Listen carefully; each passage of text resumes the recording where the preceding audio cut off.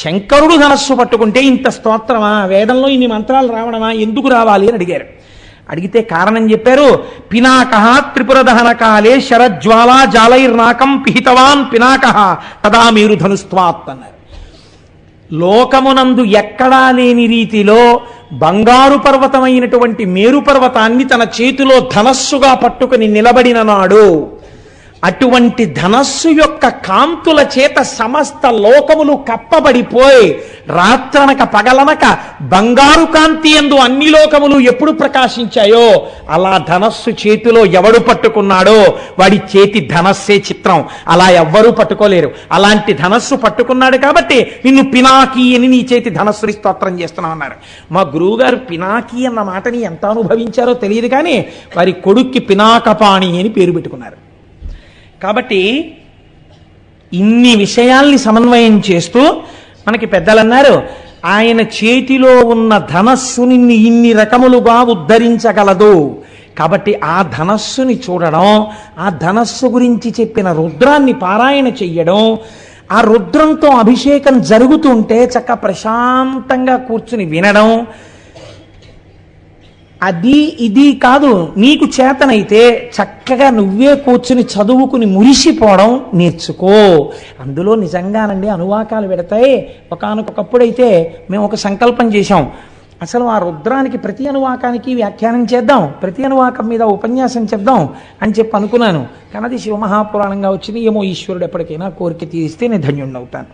అందుచేత అటువంటి ధనస్సు చేత పట్టుకున్నటువంటి వాడు శంకరుడు. ఇప్పుడు ఇవాళ మనం కేవలం ఈ విషయాన్ని స్పృశించి ఈ విషయాన్ని మనం మాట్లాడుకుంటూ ఉండగా మీరు వినడము చేత ఎన్ని కోట్ల జన్మలలో అనుభవించవలసిన పాపరాశి దగ్ధమైపోయి ఉంటుందో మీకు తెలియదు, తెలియనక్కర్లేదు కూడా. కానీ ఆ ఫలితం అలా వచ్చేస్తుంది అంతే. ఎందుకని అంటే మీరు అటువంటి దర్శనం, అటువంటి మాటలు విన్నారు, వినడం చేత దాని ఫలితం అలా వచ్చి తీరుతుంది. కాబట్టి శివో మహేశ్వర శంభు పినాకీ శశిశేఖర, ఆయన్ని శశిశేఖర అని పిలిచారు. శశకం అంటే కుందేలు, అది దూకుతుంది, దూకే స్వభావం ఉన్నది. దూకే స్వభావం ఉన్నది కాలము.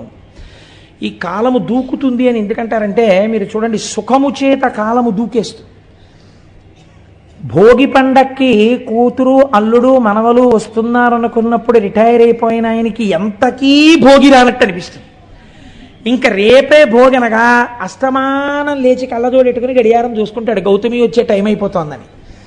మీరు కాకినాడ టౌన్ స్టేషన్లో చూడండి ఎంతమంది పెద్దవాళ్ళు ఉంటారో. ఆ కూతుళ్ళని కౌగలించేసుకుని అల్లుళ్ళని గౌరవించేసి ఆ మనవల్ని చేత్తో పట్టుకుని తాతగారండి తాతగారండి అంటుంటే వాళ్ళని ఆటోలు ఎక్కించుకుని కార్లు ఎక్కించుకుని వెళ్ళిపోయి ఆ మనవలతో ఆడుకుని కనుమ వస్తుంది, అంతే కళ్ళ నీళ్లు ప్రారంభం. ఎందుకని వెళ్ళిపోతుంది కూతురు అల్లుడును. ఏమిటో వచ్చిందనుకున్నంతసేపు పట్లేదు, ఇట్టి అయిపోయింది, భోగి నుంచి కనుమకు వచ్చేసామంటాడు. దూకేసింది కాలం సుఖంలో కదండి. కాబట్టి శశకము చంద్రుడి యందు కుందేలు ఉంటుంది. అందుకే కాలము దూకుతుంది, కాలము నిబ్బరంగా ఉంటుంది. ఒక్కొక్కసారి దుఃఖంలో ఉన్నాడు అనుకోండి, ఈ కాలం గడవట్లేదండి అసలు అంటే 20వ తారీఖునే డబ్బులు అయిపోయాయి అనుకోండి, ఏమిటో ఈ నెల గడవట్లేదండి అసలు 31 వస్తుందా అంటాడు. కాబట్టి కాలం చాలా గడుసుగా గంభీరంగా ఉన్నట్టుంటుంది. కాబట్టి మీరు ఈ దాంట్లో అర్థం చేసుకోవాల్సిన రహస్యం ఒకటి ఉంది. మీరు అసలు దాన్ని పట్టుకుంటే శశిశేఖర అన్న మాటకున్నటువంటి తాత్వికమైన అర్థం మీకు అర్థం అవుతుంది. ఈ కాలమునందు మీకేమొస్తోంది? ఇప్పుడు నేను చెప్పిన 2 ఉదాహరణల్లో మీకేమర్థమైంది? ఒకదాని యందు సుఖం ఉంది, ఒకదాని యందు దుఃఖం ఉంది. దుఃఖం ఉన్నప్పుడు కాలం కదలనట్టు అనిపిస్తోంది, సుఖం ఉన్నప్పుడు దూకేసినట్టు అనిపిస్తోంది. దూకేసినట్టు కనపడిన కాలాన్ని, దూకనట్టు కనపడిన కాలాన్ని మీరు వైదిక సమన్వయం చేస్తే క్యాలెండర్లు, డేట్లు, జనవరిలు, ఫిబ్రవరిలు పక్కన పెట్టేయండి, అది మన సంప్రదాయం కాదు. మీరు రోజు చెప్పేటప్పుడు కాలాన్ని ఎలా చెప్తారు? శ్రీ వ్యయనామ సంవత్సరే ఉత్తరాయణే శిశిర ఋతౌ మాఘమాసే శుక్లపక్షే పంచమ్యాం వాసర భౌమవాసరే శుభనక్షత్రే శుభయోగ శుభకరణయే వంగుడి విశేష విశిష్టాయాం శుభరిదౌ శ్రీమాన్ శ్రీమతః అని చెప్తున్నారా లేదా? ఈ తిథులు ఎలా వస్తున్నాయి? శుక్లపక్షే అని చెప్తున్నారా? శుక్లపక్షం దేనివల్ల వస్తుంది? చంద్రుడి యొక్క కళలు వృద్ధి పొందితే శుక్లపక్షం వస్తుంది. చంద్రుడి యొక్క కళలు జారిపోతే కృష్ణపక్షం వస్తుంది. ఒక శుక్లపక్షం ఓ కృష్ణపక్షం వస్తే ఓ నెల వస్తోంది. అలా కొన్ని నెలలు కలిస్తే ఓ సంవత్సరం వస్తోంది, కొన్ని సంవత్సరాలు కలిస్తే ఓ పుష్కరం వస్తోంది. ఇలా మీకు ఆధారం ఏమిటి? చంద్రుడి యొక్క కళలు దిగడం పెరగడం. చంద్రుడి కళలు దిగడం పెరగడం ఏదో ఒక కళలోంచి రావాలి కదా. ఆ కళలోంచి పెరుగుతున్న కళలు, ఈ వెళ్ళిపోతున్న కళలు మళ్ళీ ఆ కళలోకి వెళ్ళిపోవాలి కదా. అటువంటి శాశ్వతమైన చంద్రకళ ఏది ఉందో అది పార్వతీ పరమేశ్వరుల యొక్క కిరీటముల మీద ఉంటుంది. ఇప్పుడు ఈ కాలాన్ని మీరు దేని పెట్టి కొలుస్తున్నారో ఈ కాలమంతా ఆయన కిరీటం మీద ఒక ఆభరణం అయి ఉంది. కాలం ఆయనకి ఆభరణము, మీరు కాలమునకు వశులు.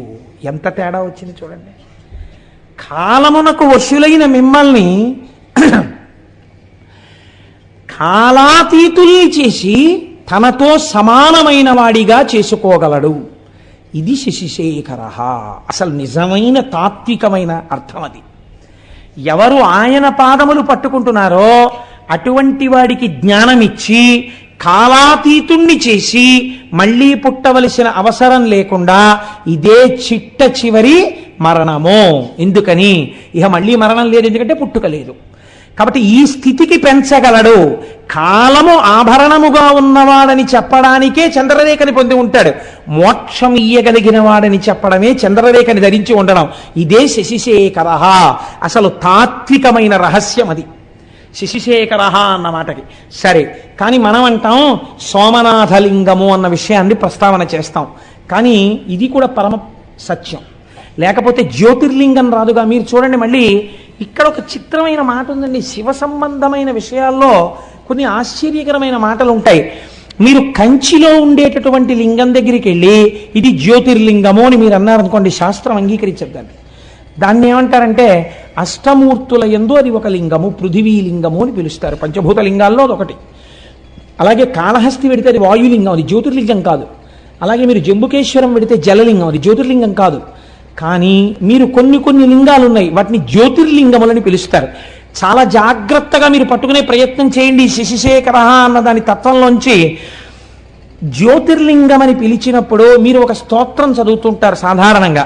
మీకు అందరికీ నోటికొచ్చరి సౌరాష్ట్రే సోమనాథంచ శ్రీశైలే మల్లికార్జునం ఉజ్జయిన్యాం మహాకాళం ఓంకారం అమలేశ్వరం అని ఆ శ్లోకం అంతా చెప్పి ఆ చిట్ట చివర మనం ఓ మాట చెప్తుంటాం, ఏతాని ద్వాదశ లింగాని అని సాయం ప్రాతర్పటేన్నర అంటాం. ఇది ద్వాదశ జ్యోతిర్లింగ స్తోత్రము అని పిలుస్తాం. ఈ 12 మీరు జ్యోతిర్లింగములు అని పిలుస్తున్నారు కదండి. జ్యోతిర్లింగము అని పిలిచినప్పుడు లింగము జ్యోతి, ఈ 12 చోట్ల ఏముండాలి? న్యాయంగా దీపం ఉండాలి, జ్యోతి ఉండాలి. కానీ మీరు సౌరాష్ట్రం వెళ్ళారనుకోండి, సోమనాథ క్షేత్రానికి వెళ్ళారనుకోండి, అక్కడ మీకు దీపం కనపడుతోందా, శివలింగం కనపడుతోందా? శివలింగమే కనపడుతోంది. శ్రీశైలే మల్లికార్జునం, మీరు శ్రీశైలం వెళ్ళారనుకోండి, శ్రీశైలంలో మల్లికార్జున లింగం కనపడుతోందా, జ్యోతి కనపడుతోందా? లింగమే కనపడుతోంది. మరి మీరు ఈ 12 జ్యోతిర్లింగాలనడానికి, ఈ 12 జ్యోతిర్లింగాలంటే మిగిలిన కంచి ఇలాంటి చోట ఉన్న లింగాలు వీటికన్నా తేడాగా ఏమైనా ఉన్నాయా? మరి వాటిని జ్యోతిర్లింగాలను మీరు ఎందుకన్నారు? ఈ 12 ఎందుకు జ్యోతిర్లింగాలు అంటారు? ఏమైనా కారణం ఉందా? అలా ఎందుకు పిలుస్తారు అంటే దీన్ని రుద్రానికి ఉన్నటువంటి ప్రార్థన గజ్జె ఎందుకు చెప్పారు. ఆపాతాల నభస్థలంత భువన బ్రహ్మాండమా విస్ఫురత్ జ్యోతిస్ఫాటికలింగమౌళి విలసత్పూర్ణేందు వాంతామృతై అస్తోకాప్లుతమేకమీశమనిశం రుద్రాను వాకాన్ జపన్ ధ్యాయేత్ ఈప్సిత సిద్ధయే అన్నారు. ధ్యాయేత్, మీరు ఆ లింగము దగ్గరికి వెళ్ళి అడిగినప్పుడు ఇహమునందు కావలసిన సౌఖ్యము నుండి మోక్షము వరకు ఏదైనా ఇవ్వగలిగిన పరబ్రహ్మస్వరూపంగా శివలింగం ఉన్నది. మీకు దొంగో చీకట్లో తెలియలేదనుకోండి, దీపం పెట్టి చూడాలి, స్పష్టంగా తెలుస్తుంది. దీపాన్ని చూడడానికి ఇంకో దీపం అక్కర్లేదు, దీపమే అంతే. ఇంకా జ్యోతియే ప్రధానము స్పష్టతకు. ఈ లోకమునందు జ్ఞానము పొందాలన్నా ఝాయేత్ ఈప్సిత సిద్ధయే. నాకు మోక్షం కాదండి, ఏదో వ్యాధి తగ్గాలి, ఆల్ రైట్ తగ్గిపోతుంది.